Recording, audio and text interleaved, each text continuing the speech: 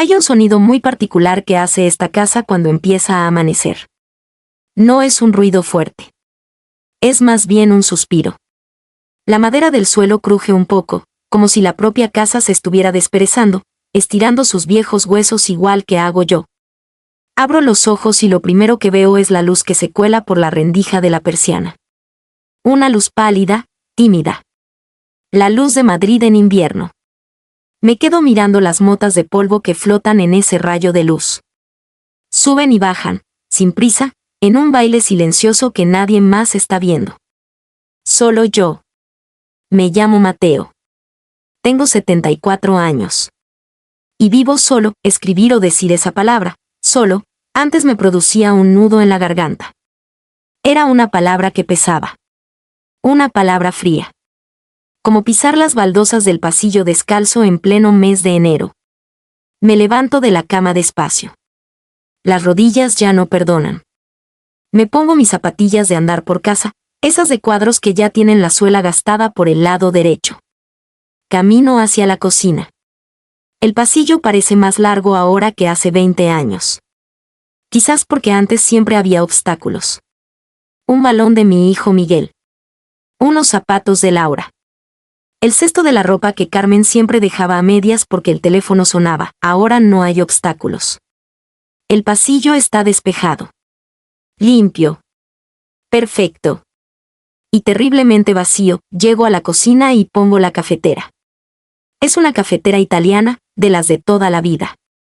Me gusta el sonido que hace cuando el agua empieza a hervir y el café sube. Es un sonido que me hace compañía. Mientras espero, me apoyo a la encimera y miro por la ventana. Abajo, en la calle, la ciudad empieza a despertar. Veo a una madre tirando de la mano de un niño pequeño que lleva una mochila más grande que él. Veo al panadero subiendo el cierre metálico de su tienda. Veo la vida de los demás pasar a través del cristal. Sirvo el café en mi taza. Solo una taza. La otra, la de las flores azules, lleva guardada en el armario superior 6 años. 6 años desde que Carmen se fue. Me siento en la mesa pequeña de la cocina. Doy el primer sorbo. Está caliente. Amargo. Como a mí me gusta. La soledad, al principio, no es algo que aprendes. Es algo que te empuja. Te empuja contra la pared y te deja sin aire. Cuando Carmen falleció, la casa no se vació de muebles. Se vació de ruido. Y el silencio que quedó era ensordecedor. Recuerdo los primeros meses. Fueron una pesadilla de horas interminables. Me despertaba a las 6 de la mañana y pensaba, ¿y ahora qué hago con todo este tiempo? El tiempo es un regalo cuando tienes con quien compartirlo. Cuando estás solo, el tiempo puede ser una condena. Miraba el reloj del salón. Las manecillas parecían moverse más despacio. Las 10. Las 11. Las 12. A veces, encendía la televisión solo para escuchar voces humanas. No me importaba lo que estuvieran echando. Un concurso, las noticias, un documental sobre animales que no me interesaban. Solo quería que hubiera ruido. Quería engañar a mi cerebro. Quería fingir que en la habitación de al lado había alguien. Pero el engaño nunca dura mucho. Tarde o temprano, tienes que apagar la televisión. Tarde o temprano, llega la noche. Y en la noche, las sombras de la casa se hacen más largas. Mis hijos me llaman, por supuesto. Son buenos chicos. Miguel vive en Alemania, trabajando en una empresa de ingeniería. Laura está en Barcelona, casada y con 2 críos que crecen tan rápido que apenas los reconozco en las fotos que me manda por el móvil. Me llaman los domingos. Es casi un ritual. Suena el teléfono. Lo cojo con una mezcla de alegría y ansiedad. Hola, papá, ¿qué tal estás? Bien, hijo, muy bien. Aquí, leyendo un rato. Me alegro. Nosotros estamos muy liados.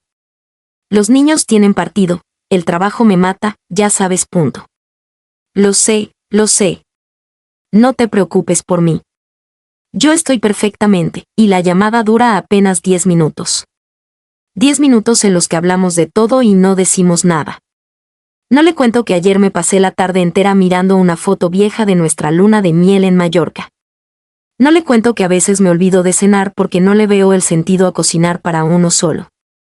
No le cuento que el silencio de la casa me aplasta el pecho. No se lo cuento porque los padres tenemos esa costumbre absurda de proteger a nuestros hijos incluso cuando ya son adultos. No queremos ser una carga. No queremos ser ese viejo triste que da pena. Así que sonrío al teléfono, digo que todo va de maravilla, y cuando cuelgo, la casa se vuelve aún más grande y yo aún más pequeño. Esa es la primera fase de la soledad. El dolor. La resistencia. El luchar contra ella como si fuera un enemigo invisible que se ha colado en tu salón. Me pasé mucho tiempo enfadado. Enfadado con la vida por haberse llevado a Carmen antes de tiempo. Enfadado con mis hijos por tener sus propias vidas lejos de mí. Enfadado con mi cuerpo por hacerse viejo, por no dejarme salir a caminar como antes, por hacerme dependiente de unas pastillas para la tensión y otras para dormir. Estaba resentido con el mundo. Y ese resentimiento me estaba envenenando. Pero un día, algo cambió.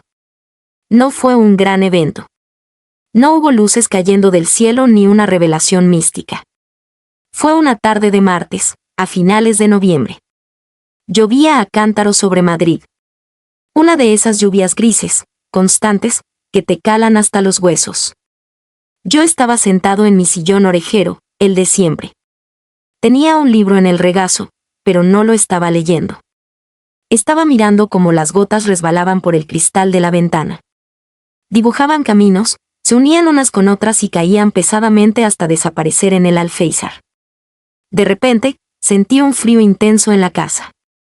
Me levanté para encender el pequeño radiador eléctrico. Fui a la cocina a prepararme una infusión. Mientras echaba el agua caliente en la taza, se me cayó la caja de té. Las bolsitas se desparramaron por el suelo. Me agaché para recogerlas.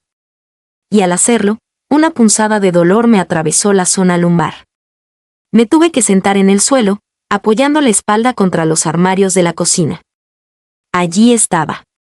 Un viejo de más de 70 años, tirado en el suelo de su cocina, rodeado de bolsitas de té de manzanilla, escuchando la lluvia golpear la ventana. Esperé a que viniera el llanto. Ese llanto de autocompasión que también conocía. Ese pobre de mí, que solo estoy, nadie me ayuda. Cerré los ojos, esperando las lágrimas.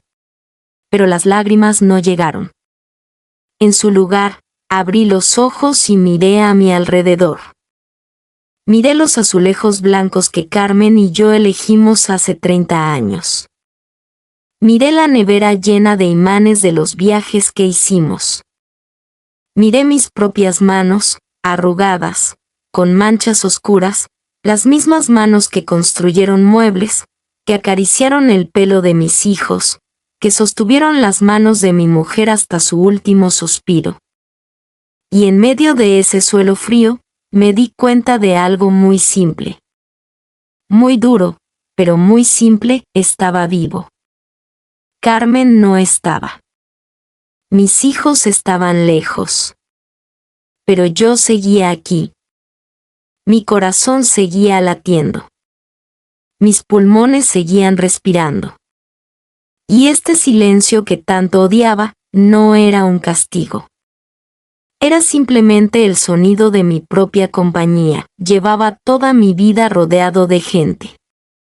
Desde que nací en una casa con 5 hermanos, luego el colegio, el servicio militar, el taller de relojería donde trabajé 40 años rodeado de clientes y compañeros, mi matrimonio, mis hijos. Toda mi vida había estado definida por los demás. Era el hermano de, el empleado de, el marido de, el padre de. Nunca, en 70 y tantos años, había estado a solas conmigo mismo. No sabía quién era Mateo. El Mateo de verdad. El que no tiene que cuidar a nadie. El que no tiene que complacer a nadie. Me levanté del suelo muy despacio. Recogí las bolsitas de té. Me preparé la infusión. Volví al salón. Me senté en mi sillón. y por primera vez en 6 años, no encendí la televisión. No busqué ruido, me quedé en silencio. Y dejé que el silencio me abrazara. Ese fue el día que la soledad dejó de ser mi enemiga. Ese fue el día que la soledad me enseñó algo importante. Me enseñó que no podemos huir de nosotros mismos. Que al final del día, al final de la vida, la única persona que siempre va a estar contigo, desde el primer aliento hasta el último, eres tú mismo. Si no aprendes a ser tu propio amigo, siempre estarás rodeado de extraños. Incluso cuando estés lleno de gente, empecé a cambiar mi rutina. Dejé de sobrevivir y empecé a vivir, aunque fuera a mi manera, a mi ritmo lento de viejo. Empecé a cuidar las plantas del balcón. Los geranios de Carmen. Antes los regaba por obligación, para que no se murieran. Ahora los riego con atención. Toco sus hojas. Quito las secas. Disfruto del olor a tierra mojada. Es un pequeño milagro ver cómo florecen en primavera. Un recordatorio de que la vida sigue, se renueva. Incluso después del invierno más duro, empecé a cocinar de nuevo. Platos de verdad. Un buen potaje de garbanzos, unas lentejas, un filete a la plancha con sus ajitos. Me pongo la radio, escucho música clásica o un programa de tertulia, y corto la cebolla despacio. Cocinar para uno mismo es un acto de amor propio. Es decirte a ti mismo, merezco una buena comida. Merezco cuidarme. Empecé a pasear sin rumbo. Bajaba a la calle, no para ir al médico ni al supermercado, sino simplemente para caminar. Para sentir el aire en la cara. Me siento en un banco del parque y observo. Ya no miro a los demás con envidia. Ya no miro a las parejas de viejecitos cogidos de la mano y me muero de celos. Los miro con ternura. Me alegro por ellos. Y recuerdo que yo también tuve eso. Tuve un amor grande, hermoso, de los que llenan una vida entera. La soledad me enseñó a recordar sin dolor. Antes, pensar en Carmen era como tocar una herida abierta. Ahora, pensar en ella es como sentarse frente a una chimenea encendida en una noche de frío. Me da calor. A veces hablo con ella en voz alta. Le cuento lo que he visto en el telediario, le hablo de lo mayores que están los nietos. Y sé que no me escucha, no soy un loco. Pero hacerlo me hace bien. Mantiene su recuerdo vivo en la casa, pero ya no como un fantasma, sino como una luz. También cambió mi relación con mis hijos. Cuando me llaman ahora, ya no finjo que todo es perfecto, pero tampoco les hago sentir culpables. Les hablo desde la tranquilidad. Hola, papá, ¿qué haces? Punto. Aquí estoy, hijo. Cuidando los geranios. Y pensando en vosotros. Todo está en paz por aquí y es verdad. Todo está en paz. La soledad me ha enseñado a escuchar mi propio cuerpo. A perdonarme por ser más lento. A aceptar mis arrugas y mis torpezas. A entender que la vejez no es una enfermedad, sino un privilegio. ¿Cuántos amigos del taller se quedaron por el camino? ¿Cuántos no llegaron a ver sus canas? Yo estoy aquí. Con mis achaques, con mis pastillas diarias, con mi bastón los días que me duele la cadera. Pero estoy aquí. Hay días malos, por supuesto. Sería mentira decir que todo es un camino de rosas. Hay tardes de domingo en las que la casa se hace un poco cuesta arriba. Hay noches de insomnio en las que los miedos vuelven a asomar la cabeza. El miedo a enfermar y que nadie se dé cuenta. el miedo a perder la memoria y olvidar quién fui. Pero cuando esos miedos llegan, ya no huyo. Me siento con ellos. Respiro hondo.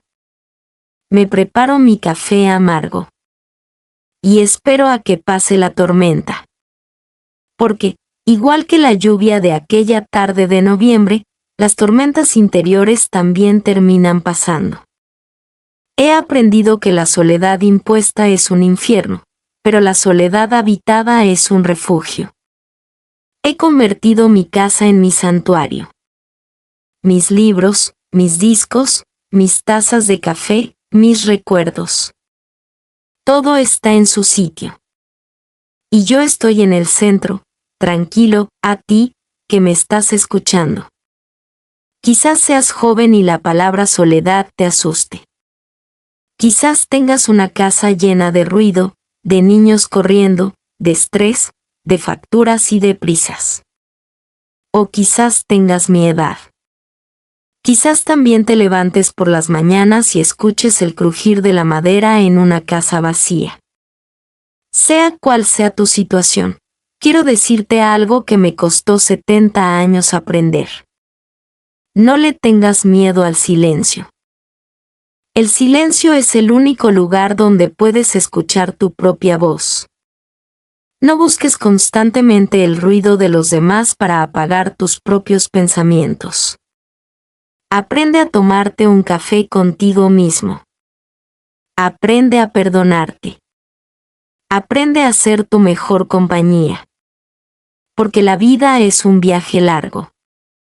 Y en ese viaje, la gente sube y baja del tren. Algunos se quedan mucho tiempo, otros se bajan demasiado pronto y te dejan el asiento vacío y el corazón roto. Pero tú sigues en el tren hasta el final del trayecto. Acomódate en tu asiento. Mira por la ventana. Disfruta del paisaje. No estás solo. Te tienes a ti. Y créeme, si aprendes a mirarte con cariño, descubrirás que eres una compañía maravillosa. El sol empieza a ponerse por detrás de los tejados de Madrid. El cielo se tiñe de un naranja suave, casi rojizo. Es mi hora favorita del día. La luz entra por el balcón y baña el salón con un color cálido. Me levanto del sillón. Me acerco a la ventana. Cierro los ojos un segundo y respiro profundamente. Estoy vivo. Estoy en paz.